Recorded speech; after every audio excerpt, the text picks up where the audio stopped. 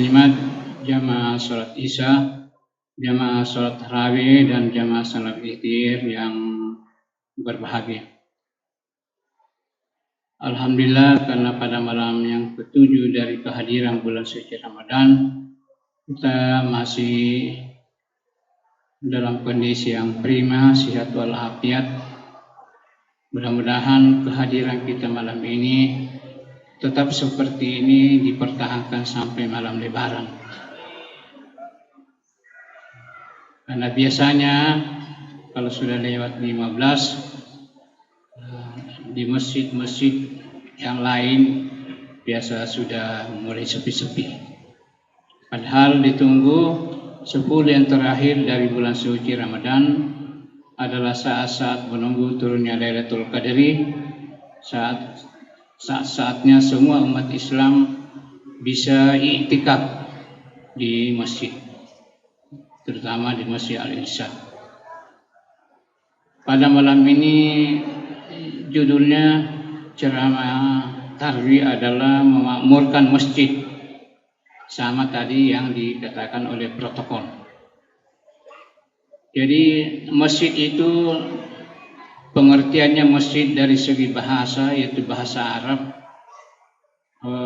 Masjid itu dari kata sajadah yasjudu, masjidon, isim makan, majel lorion ronge. Jadi masjid pada zaman Rasulullah sama seperti ini bangunannya.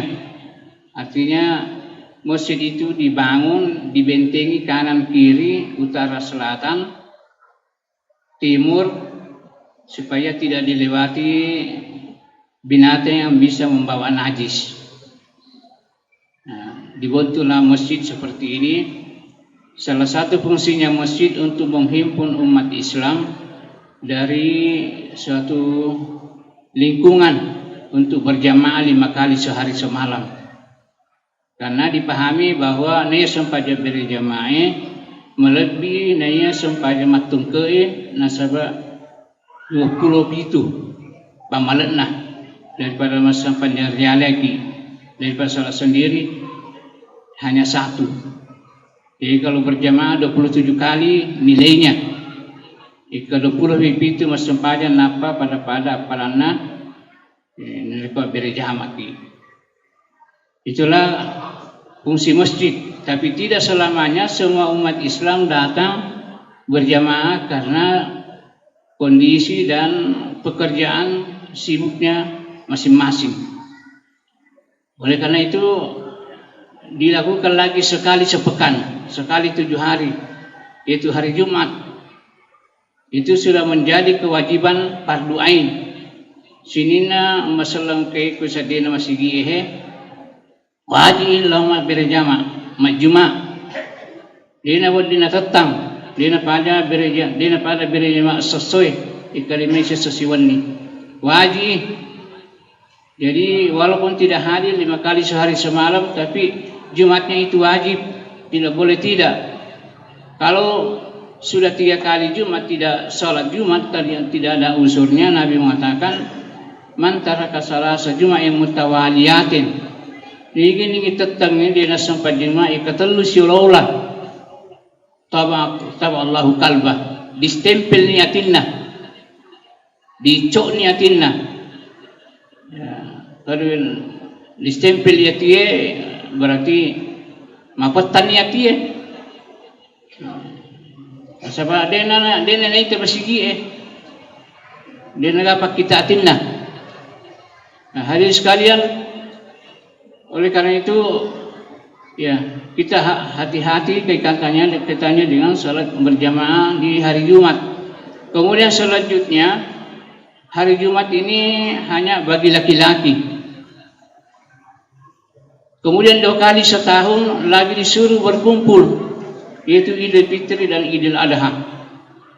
Di Idul Fitri dan Idul Adha berkumpul di masjid untuk melakukan salat dan salat hari raya, dan perempuan juga diharuskan hadir walaupun dia haid berhalangan, tidak sembahyang tapi khusus datang meramaikan salat Idul Adha atau Idul Fitri. saking pentingnya berjamaah, kumpul, memfungsikan masjid, memakmurkan masjid. Karena Allah mengatakan dalam surah At-Taubah, innama ya'muru masajidallah man amana billah. Yang memakmurkan masjid itu, yang meramaikan masjid itu adalah orang-orang yang beriman. Jadi tidak ada yang diharap datang memakmurkan masjid, meramaikan masjid, berjamaah di masjid kecuali orang-orang yang beriman.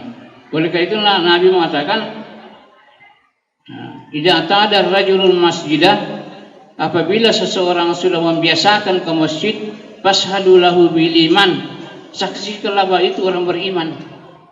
Ya kung kalau lagi-lagi yang ke masjid ya isabing ini maka yan itu matappo. Seperti itu fungsi masjid untuk mempersaudarakan, untuk memperkuat silaturahim dan ukhuwah Islamiyah. Tapi hadirin sekalian, tidak semua umat Islam bisa kumpul di hari raya Idul Fitri dan Idul Adha. Maka Tuhan mewajibkan lagi sekali seumur hidup umat Islam wajib naik haji. Karena di sanalah pada waktu naik haji, khususnya di Arafah pada waktu wukuf tanggal 9 Zulhijjah, berkumpul semua umat Islam dari timur, barat, utara, selatan, lintas negara. Bukan hanya dari Indonesia, tapi dari seluruh dunia. Bukan hanya 40 negara Islam yang menganut rezim sebagai Islam, tapi negara-negara yang dijajah oleh orang kafir yang ada Islamnya di sana. Karena semua negara sekarang di seluruh dunia tidak ada lagi negara yang tidak ada umat Islam, walaupun dia minoritas. Dan di sana ada yang tiap tahun juga naik haji. Jadi kumpullah di sana di Arafah pada hari ke-9 Arafah semua umat Islam dari berbagai lintas negara, perempuan, laki-laki, besar dan kecil yang sanggup. Inilah antara lain fungsi dari masjid dan berkumpul dengan umat Islam untuk memperkuat ukhuwah Islamiyah, bahwa kita ini umat Islam adalah bersaudara. Innamal mu'minuna ikhwah fa aslihu baina akhawaykum. Sesungguhnya orang Islam itu bersaudara. Apakah dari negara Afrika, negara Eropa, Australia, Asia, semua kita bersaudara. Karena umat Islam itu hanya satu kiblatnya, yaitu Ka'bah. Hanya satu kitab sucinya, tidak ada yang lain, yaitu Quran. Jadi kita bersaudara hanya satu nabinya, yaitu Nabi Muhammad SAW. Jadi kita ini dengan adanya bangunan masjid dituntut untuk selalu ukhuwah Islamiyah itu diperketat. Maka dibangunlah masjid untuk selalu berkumpul 5 kali sehari semalam, atau sekali sepekan, atau 2 kali setahun, atau di Arafah sekali seumur hidup. Di sana tidak ada perbedaan dari warna kulit, latar belakang bangsa. Ada yang sawo matang, ada yang hitam, ada yang hitam pekat, ada yang putih, ada yang mancung hidungnya, ada yang pesek, ada yang lebar matanya, ada yang pisik. Semua sama saja. Kata Allah dalam Quran bahwa manusia itu satu. Di dalam hadis Nabi mengatakan, kullukum min Adam wa Adamu min turab. Semua kamu ini dari Adam, dan Nabi Adam itu dari tanah. La fadla li Arabiyyin ala ajamiyyin. Tidak ada perbedaan antara orang Arab dan bukan Arab. Tidak ada perbedaan antara sayyid dan bukan sayyid. Semua sama dalam pandangan Allah. Inna akramakum innallahi atqakum. Yang paling mulia di antara kamu, dia yang paling bagus agamanya. Jadi walaupun dia orang Arab, kalau tidak bagus agamanya, bukan itu yang diakui oleh baginda Rasulullah SAW. An-nasu kasnanil musti, kata Nabi. Manusia itu sama dengan gigi sisir. Tidak ada yang lebih tinggi menjulang ke atas, tapi sama gigi sisir itu. Duduk sama rendah, berdiri sama tinggi. Nah, di dalam berjamaah umat Islam, kebiasaan baginda Rasulullah SAW, setiap sesudah berjamaah khususnya di subuh hari, kami pahami bahwa ibadah yang paling afdal dari jamaah itu adalah sholat jamaah subuh, kemudian menyusul isya, kemudian asar, kemudian lohor, kemudian maghrib. Urutannya kalau diurut dari kefadilahan keutamaan salat berjamaah. Nabi sallallahu alaihi wasallam sesudah memberi salam di subuh hari, sesudah membaca wirid dan doa, dia berpaling ke jamaah ke saf. Dia katakan antara lain, siapa di antara kita ini yang ada orang keluarganya sakit?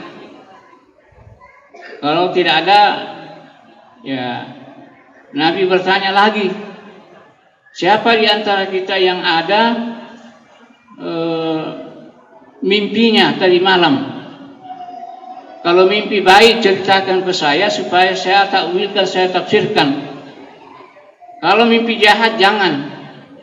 Nabi mengajari situ kalau mimpi jahat di malam hari, kalau bangun memicu lo kiri katelu perlu, ya, dan mengatakan a'udzubillahi minasyarri alam. Saya memohon perlindungan kepada Allah daripada jeleknya mimpi. Tidak akan jadi kejelekan mimpi itu. Siapa yang punya mimpi bagus, ceritakan saya tafsirkan, saya takwilkan apa maksudnya mimpimu. Kalau saya mengatakan tidak ada, hai Rasul, tidak ada juga orang yang sakit. Dia katakan lagi, apakah ada di antara kita keluarganya yang meninggal? Kalau ada yang meninggal dari keluarga muslim, ayo kita bersama-sama nanti pergi mengantar jenazahnya. Kita hadir. Jadi seperti itu penyampaian baginda Nabi sesudah sholat berjamaah khususnya di subuh hari. Begitu kentalnya persahabatan Nabi dengan sahabat-sahabat yang lain. Ini antara yang gunanya berjamaah. Jadi berjamaah itu banyak mengandung banyak mengandung hikmah, sehingga kita dituntut dengan adanya bunga masjid ini, kita dituntut untuk hadir berjamaah selama tidak ada halangan atau unsur agama yang mendesak. Hadirin sekalian, jamaah isya, jamaah tarawih dan witir yang berbahagia. Kemudian masjid itu dibangun oleh semua umat Islam. Apakah dia yang membangun itu yang sumbangkan tenaganya? Itu juga bahagian dari membantu pembangunan masjid, atau pikirannya, atau ilmunya, atau tenaganya dan sebagainya. Ini yang dimaksud oleh baginda Nabi membangun masjid secara bersama-sama. Lalu Nabi mengatakan, "Man bana lillahi masjidan banallahu lahu baitan kasran fil jannah."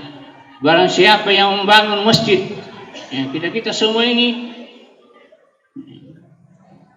banallahu lahu kasran fil jannah. Barang siapa membangun masjid karena Allah ikhlas, bukan mencari nama, banallahu lahu kasran fil jannah, akan dibikinkan istana yang lebih bagus nanti di surga, istana emas. Tidak seberapa hebatnya rumah kita kalau kita punya rumah, tapi akan dibalas oleh Allah Subhanahu wa taala berkat bangunan kita turun tangan membangun masjid, akan diganti dengan istana emas di surga. Di dunia ini tidak ada istana yang lebih bagus, yang lebih hebat. Istana di dunia, istananya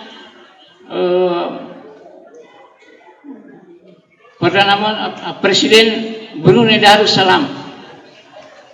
Karena istananya Presiden Brunei Darussalam 5.000 kamarnya. Tidak ada di dunia ini istana yang sama dengan istananya Raja Brunei, Sultan Bolkiah. Jadi tidak seberapa, hanya di sana dia makmur hebat, tapi nanti di surga istana yang dibikin oleh Allah Subhanahu wa taala yang dipersiapkan untuk orang yang membangun masjid itu adalah istana emas. Yang belum pernah dilihat dengan mata bagaimana istana yang dibikin oleh Allah yang dipersiapkan orang-orang yang memakmurkan masjid. Membangun masjid, meramaikan masjid, datang ke masjid sembahyang sunat dimulai dengan tahiyatul masjid, itu namanya orang yang memakmurkan masjid. Kemudian dipahami masjid itu di dalam sejarahnya Tidak ada masjid yang hanya satu kali dibangun. Masjid itu berkali-kali dibangun. Setiap sudah ditelan zaman, berubah lagi keadaan, diperbaharui dan direnovasi. Kenapa direnovasi? Supaya umat Islam tidak putus amalnya. Selalu berkesinambung Allah memasukkan pasir, memasukkan semen, supaya umat Islam tidak berhenti beramal. Jadi panitia itu cerdas. Dibikinkan diperbaharui bangunannya supaya umat Islam menyumbang supaya ada amalnya. Jadi setiap ada yang dibangun, jangan kita mengeluh, wah ini diperbaharui masjid ini. Tidak, karena itu daya tariknya masjid kalau diperbaharui umat itu, sehingga daya tariknya dan umat Islam berdundun datang berjamaah. Mudah-mudahan ke depan insya Allah kita masih berbicara kalau ada kesempatan di waktu yang lain tentang peran masjid bagi umat Islam dan dalam sejarah peradaban kemanusiaan. Wabillahi taufiq wal hidayah. Assalamualaikum warahmatullahi wabarakatuh.